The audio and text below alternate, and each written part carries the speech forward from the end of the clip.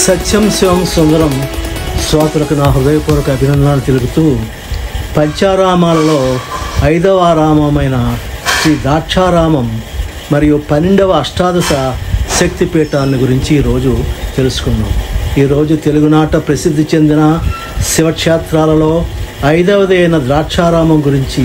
ఈ పంచారామ క్షేత్రాల్లో 5వది అయిన ద్రాక్షారామం ఆంధ్రప్రదేశ్ రాష్ట్రంలో బిఆర్ అంబేద్కర్ కోనసీమ జిల్లాలో ద్రాక్షారామం గ్రామంలో వెలసింది. ఈ క్షేత్రానికి దక్షిణ తపోవనం లేదా దక్షవాటిగా పూర్వం పిలిచేవారు. ఈ క్షేత్రంలోనే ప్రజాపితల్లో ముఖ్యుడైన దక్షుడు నిరీశ్వర యాగం చేశాడట. ద్రాక్షారామం 2 పదాల కలయిక, దక్ష మరియు ఆరామం అంచేత ఇది ద్రాక్షారామం అయింది. దీని అర్థం దక్షుని ఆవాసమని. శ్రీ ఆదిశంకరాచార్యుల వారు కూడా ఈ క్షేత్రాన్ని మాణిక్య దక్షవాటిక అని అన్నారు. దాని అర్థం ఈ క్షేత్రం మాణిక్యాంబ వెలసింది అని. ఇక దేవాలయ చరిత్రలోకి వెళితే ఈ దేవాలయాన్ని తూర్పు చాళుక్య రాజు అయిన భీముడు నిర్మించాడని తెలుస్తుంది. దేవాలయంలో ఒక పెద్ద మండపం ఉంది. ఇక్కడ భక్తులు తమ వైదిక కార్యక్రమాలు నిర్వర్తించుకుంటారు. ఇది ఒరిస్సాకు చెందిన తూర్పు గంగ వంశస్థుడైన నరసింహదేవుని కోడలు గంగమహాదేవి ఈ మంటపాన్ని నిర్మించింది.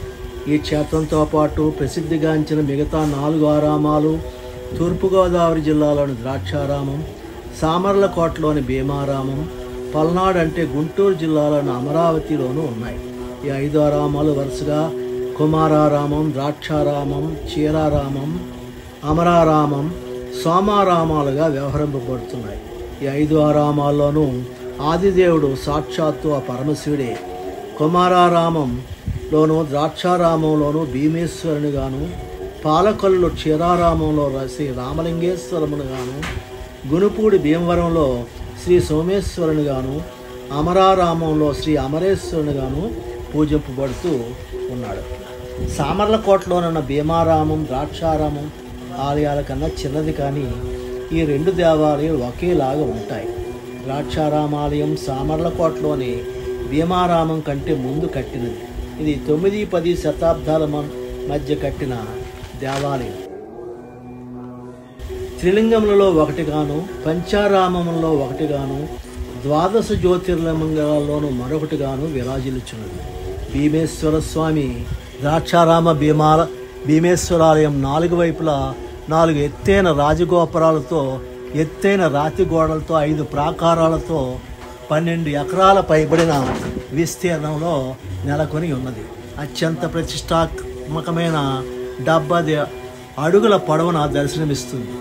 ప్రథమ ప్రాకారం నైరుతి భాగమున మంగళవార మండపం, వాయువ్య భాగన 70 స్తంభంతో సోమవార మండపం, ఈశాన్య భాగమున రుద్రతీర్థము, కాళభైరవుడు, అష్టభైరవులు, తూర్పు భాగమున శంకరనారాయణ స్వామి వారితో అశ్వత్థ వృక్షములు, ధ్వజస్తంభము, నందీశ్వరుడు, దక్షిణ భాగమున శ్రీ అన్నపూర్ణ సమేత శ్రీ విశ్వేశ్వర స్వామి మరియు మేధా దక్షిణామూర్తి ఆలయములు కలవు. శ్రీ మేధా దక్షిణామూర్తి ఆలయ చరిత్ర ఏమిటంటే, దక్షయజ్ఞం జరిగిన స్థలం ఒకటి చేత ఈశ్వరుడు సతీదేవి ప్రాణత్యాగం చేసుకున్న తర్వాత మనస్సు చంచలమగుడి చేత దక్షిణ దిశగా కూర్చుని యోగ తపస్సు చేసుకున్న సమయమున దేవతలందరూ ఈశ్వరుని స్తుతించారు. వారందరకు ఈశ్వరుడు వటవృక్షము కింద కూర్చుని బ్రహ్మచారి రూపమున దర్శనమిచ్చాడు. దక్షిణ అనగా జ్ఞానము, మూర్తి అనగా శరీరం అని భావము. ఈ స్వామివారిని దర్శించిన ఎడల సకల కార్యములు సిద్ధించును. కాలభైరవుని దర్శించి సేవించిన సంతానము కలుగునని భక్తుల ప్రగాఢ నమ్మకము. శంకరనారాయణ స్వామి వారితో గల అశ్వత్థ వృక్షమునకు దిగువన దినమునకు 108 సార్లు చొప్పున 40 రోజులు ప్రదక్షిణ చేసిన వారికి కోరిన కోరికలు తప్పక సిద్ధించును. ప్రధాన ద్వారమునకు దక్షిణముగా తాండవ గణపతి, దండి గణపతి కలదు.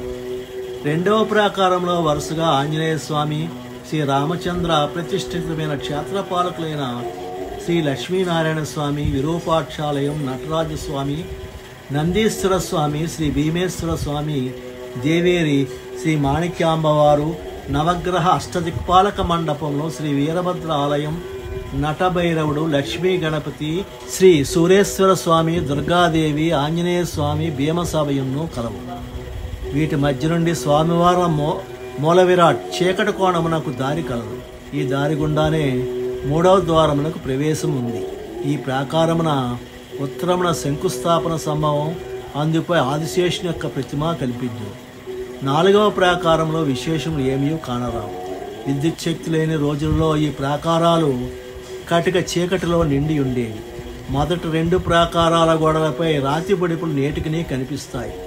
పూర్వము ఈ బొడిపులలో నవరత్నము పొదిగారనియు అవి భక్తులకు వెలుగునిచ్చేవనియు అంటారు. 5వ ప్రాకారంలో శ్రీ స్వామివారి గర్భగృహం ఉన్నది. అందు ఎత్తైన పీఠంలో స్వామివారు వాగ్రా చక్రధారి కండక మనోరంజకముగా దర్శనమిచ్చుచున్నారు. పైన 2వ అంతస్తునందు తూర్పు భాగమున ఆగ్నేయముగా కైలాస గణపతి, ఈశాన్య భాగమున పంచలోహ నటరాజ పార్వతి విగ్రహములు కలవు. ప్రదక్షిణ మండపనందు దక్షిణమున వైపున నైరుతి భాగం ఒక రాతి స్తంభంపై శ్రీ వేదవ్యాసుల వారు కనిపిస్తారు. గర్భాలయం 3 కిటికీల విశాలమైన కిటికీలతో ఎగువ నుండి పైకి వచ్చిన సుమారు 4 అడుగుల ప్రమాణముగా శ్రీ భీమేశ్వరుని అగ్రభాగము చెంత సిద్ధపార్వతి చారిత్రాత్మక విశేషములు శ్రీ క్రీస్తుపూర్వం 1వ శతాబ్దంలో ఆంధ్ర శాతవాహనంలో ఒకరైన హాలునకు సింహళ దేశపు రాజకన్యన లీలావతికి సప్తగోదావరి తీర దివ్యక్షేత్రమైన శ్రీ భీమేశ్వర స్వామి వారి సన్నిధియందు వైభవముగా పరిణామం జరిగినట్లు ప్రాకృత లీలావతి కావ్యం వలన తెలియచున్నది. హారుని గాథాస్థపతి అందు కూడా శ్రీ క్షేత్ర వైభవం తెలియచున్నది. రాజరాజు నరేంద్రుని పూర్వీకుడైన చాళుక్య భీముడు ద్రాక్షారామంలో భీమేశ్వర స్వామి ఆలయాన్ని నిర్మించాడని చారిత్రక ఆధారాలు తెలుపుతున్నాయి. ఆలయ స్తంభాలపైన గోడల మీద 832 శాసనాలు చెక్కి ఉన్నాయి. వీటి ద్వారా క్రీస్తు శకం 11వ శతాబ్దం నుండి 15వ శతాబ్దం వరకు చారిత్రక విశేషాలు తెలుసుకోవచ్చు. తూర్పు చాళుక్యులు, గాంగేయులు, కాకతీయులు, కొండవీటి రెడ్డి రాజులు, గజపతులు, విజయనగర ప్రభులు, పల్లవులు, శాతవాహనులు, మత్స్యరాజులు మొదలగు ఆంధ్రదేశంలో పాలించిన రాజులందరూ మండపాలు, గోపురాలు, ప్రాకారాలు మొదలగు అనేక వసతులు కల్పించారు. వీరిలో విక్రమాదిత్యుని కుమార్తె సోలమదేవి ఏర్పాటు కావించిన అఖండ దీపము, ద్వితీయ ప్రతాపరుద్రుని దీపదానం, శ్రీనాథ విరచితమైన కాశీఖండము కృతిపేతి అయిన వీరభద్రారెడ్డి అతని సోదరులు చేసిన సువర్ణ విమాన దానం, శ్రీనాథ విరచిత భీమేశ్వర పురాణం కృతిపతమైన శ్రీ బెండపూడి అన్నయ్య మంత్రి చేసిన ముఖమండప దానంలో పేర్కొన్నది. ద్రాక్షారామమును శ్రీనాథ మహాకవి శ్రీ భీమేశ్వర పురాణం నందు శ్రీ దివ్యక్షేత్రము గురించి విభవంబునకు ప్రభవంబును, విలాసంబునకు నివాసంబును, నవవర్గంబునకు వర్గంబును, ధర్మంబునకు మర్మంబును, దానంబునకు నిదానంబునకు విద్యలకు నిలమై విరాజిల్లుచుందని వర్ణించున్నారు. శ్రీ ద్రాక్షారామను సమీప గ్రామైన వేగాయమ్మపేట జమీందారులు శ్రీమతి వాడ్రేవు రంగనాయకమ్మ గారి కుమారుడు రాజా వాడ్రేవు సుందరరావు బహదూర్ వారు ఈ ఆలయమునకు సుప్రశస్తమ్మగు 125 ఎకరముల మాగాణి భూమిని శ్రీవారి పూజాధికములకు ఇచ్చి ఉన్నారు. 28 కిలోమీటర్లు, రాజమండ్రి నుండి 50 కిలోమీటర్లు, అమలాపురం నుండి 25 కిలోమీటర్ల దూరంలో ఉంది. ఈ క్షేత్రాన్ని ప్రతి వారు తప్పక దర్శించవలసిన క్షేత్రం. ఈ వీడియో మీకు నచ్చినట్లయితే సబ్స్క్రైబ్ చేయండి, షేర్ చేయండి, కామెంట్ చేయండి. జై శ్రీరామ్.